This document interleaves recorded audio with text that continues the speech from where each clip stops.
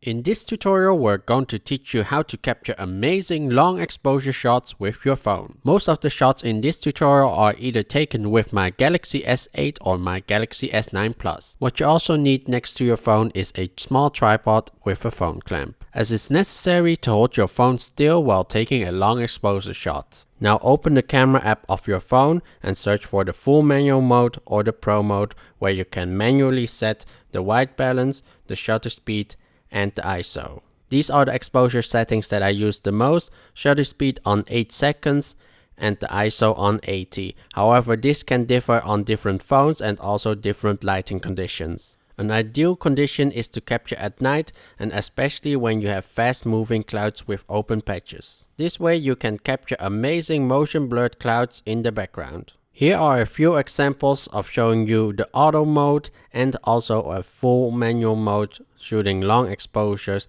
of the same shot. And you can see that the long exposure shots looks more impressive and also have like more correct colors, but also it is much sharper and more detailed. Because we are using a slower shutter speed, we can actually lower the ISO value, which actually increase the detail and also lessen the amount of noise. Also, with the long exposure, we can capture light streaks from moving vehicles and also capture amazing landscape shots where normally would be underexposed in auto mode. Now go out there and take some nice long exposure shots with your phone.